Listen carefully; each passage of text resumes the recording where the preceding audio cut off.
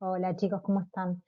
Bueno, vamos a ver hoy en esta clase las diferentes unidades y magnitudes radiológicas y qué conllevan cada una de estas dosis y de estas unidades radiológicas. Bien, bueno, para empezar, dentro de lo que es las magnitudes radiológicas tenemos que diferenciar dos tipos de magnitudes muy importantes. La primera es la actividad y la otra es la dosis de exposición, ¿sí? Cuando hablamos de actividad es la actividad que tiene el elemento radiológico, ¿sí? O la cantidad de radiación ionizante que genera y también el tiempo que conlleva la semidesintegración, el periodo de semidesintegración. Esa magnitud se mide en curios, ¿sí? El curio es la unidad entonces de actividad que tiene un radioisótopo. Existen otras medidas como por ejemplo el Becker, ¿sí? El becquerelio, y por ejemplo para que se den una idea, un curio equivale a 3 por 10, 3,7 por 10 a la 10 becquerel. Esto se utiliza mucho en medicina nuclear para identificar las unidades y el tiempo de actividad media que tiene cada uno de los radioisótopos. Luego tenemos las unidades de exposición. Esas unidades de exposición me indican la cantidad de carga, ¿sí?, que necesitamos, ya sea radiación ionizante de origen X o radiación gamma, que necesita una unidad de masa, por ejemplo, para al atravesar, ¿sí?, el aire. Esta unidad de exposición, que es la cantidad de energía liberada, se mide en Roentgen. Los Roentgen, ¿sí?, pueden ser también medidos en coulombios sobre kilogramos, una unidad de carga sobre la masa del elemento. Pero generalmente hablamos de Roentgen cuando hablamos de la exposición a la radiación que tenemos. Bien, vimos que todo tipo de dosis, a ver, hablábamos recién de la dosis de actividad y de la dosis de exposición. Estas dosis dependen, ¿sí?, de la intensidad y de la naturaleza del elemento. Pero tenemos otro tipo de dosis, que es la dosis absorbida, la dosis que absorbe ya sea el paciente o cualquier tipo de persona que esté en contacto con radiación.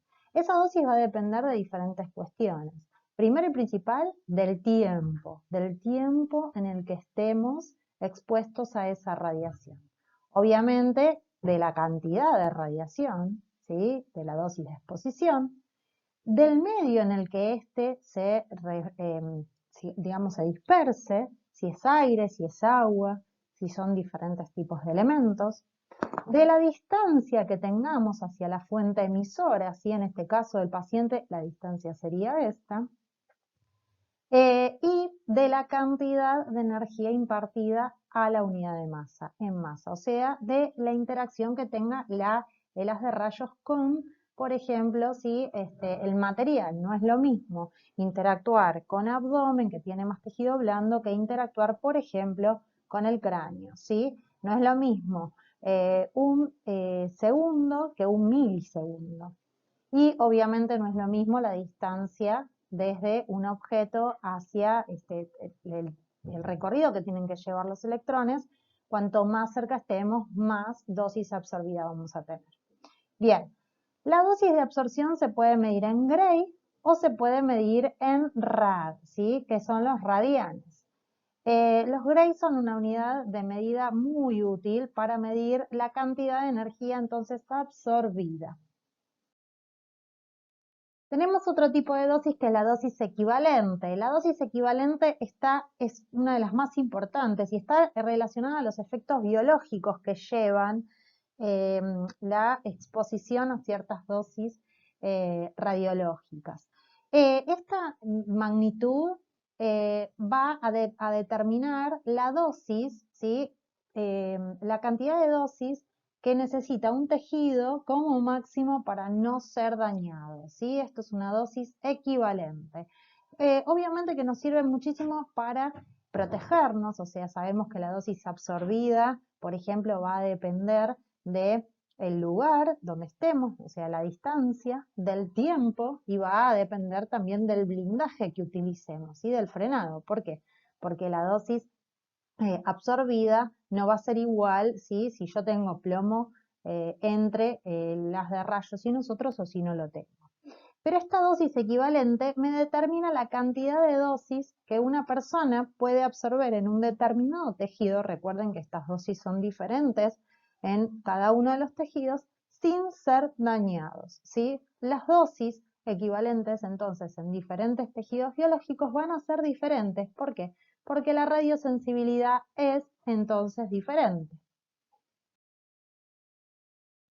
Vamos a la dosis efectiva. La dosis efectiva es la suma de todas las dosis equivalentes que absorbimos, ¿sí? Esta unidad, como así también no lo dije y lo digo ahora, la dosis equivalente se mide en Siever. Los Siever, ¿sí? Son entonces la unidad para medir la dosis que realmente puede llegar a dañar, la dosis que nosotros absorbemos y es como comparativa al límite de daño biológico que podemos tener. Esa dosis efectiva entonces es la suma de todas las dosis equivalentes y lo que se hace es, se suma obviamente los diferentes órganos y tejidos para justamente determinar el tipo de dosis efectiva recibida. Obviamente que, como les dije, los tejidos, ¿sí?, no son todos de igual radiosensibilidad. Hay algunos tejidos que son más radiosensibles que otros y esto determina también ciertos efectos que pueden ser a largo plazo o no. Recuerden también que por más que un tejido absorba mucha radiación y sea un tejido radiosensible, las probabilidades del daño son muchas, pero eso no quiere decir que siempre se dañe. Existe también un proceso por el cual el tejido se puede regenerar, reconstruir. Acá les puse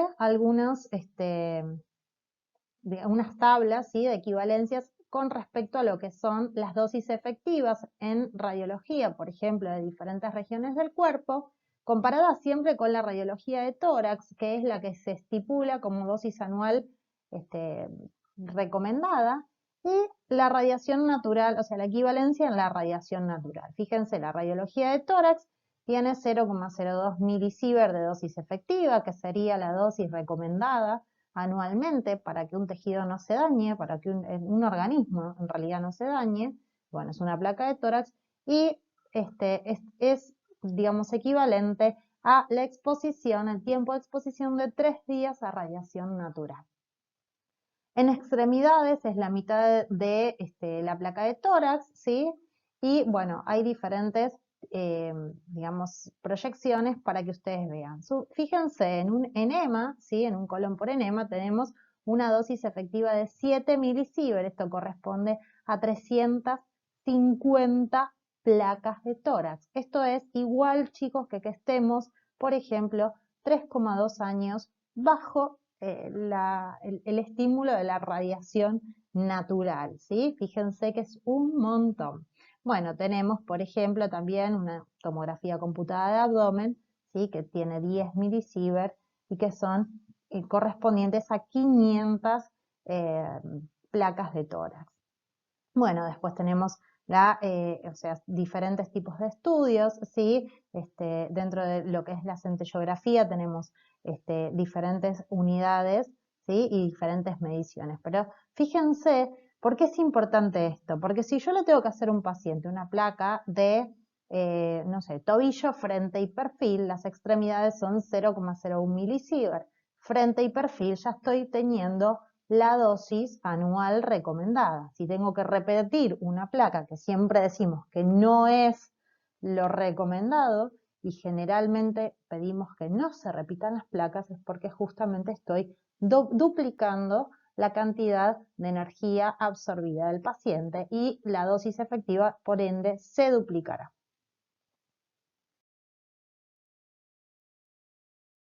Bien, acá tenemos, ¿sí?, diferentes tipos de dosis efectiva en un adulto, ¿sí?, de diferentes tipos de tomografías y también, ¿sí?, bueno, como hablábamos de la radiación natural, pero también agregué el índice, ¿sí?, de probabilidad estadístico de cáncer, ¿sí?